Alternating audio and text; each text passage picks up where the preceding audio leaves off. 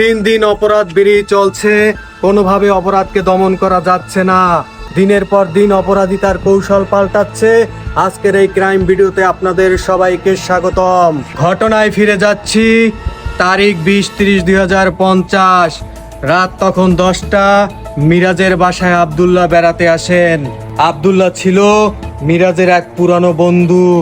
আব্দুল্লাহকে দেখে মিরাজ হঠাৎ চমকে যায়, কারণ মিরাজ জানতো আব্দুল্লাহ মানুষটা সুবিধার নয়। তা জানা সত্ত্বেও মিরাজের কিছু করার ছিল না। যেহেতু এত রাতে এসেই পড়েছে, সেহেতু আব্দুল্লাহকে আজকের রাতটা থাকতে দিতেই হবে। মিরাজ সরল মনে আব্দুল্লাহকে থাকার জায়গা দেয়। দুই বন্ধু একসাথে রাতে ঘুমায়। মাঝরাতে ঘুম থেকে উঠে দেখে আব্দুল্লাহ তার পাশে নাই।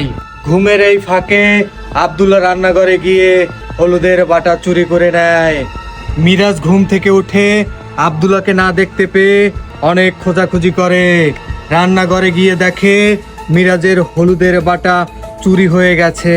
কিছুক্ষণ পর দেখতে পায় আব্দুল্লাহ হলুদের গুঁড়ো দিয়ে ট্রেন্ডিং ভিডিও বানাচ্ছে। এরপর মিরাজ আব্দুল্লাহকে পুলিশের হাতে ধরিয়ে দেয় হলুদের গুঁড়োর চুরির অপরাধে।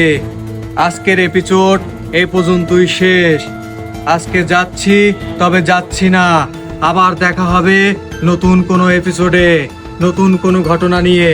সে পর্যন্ত ভালো থাকবেন, সুস্থ থাকবেন। আল্লাহ হাফেজ।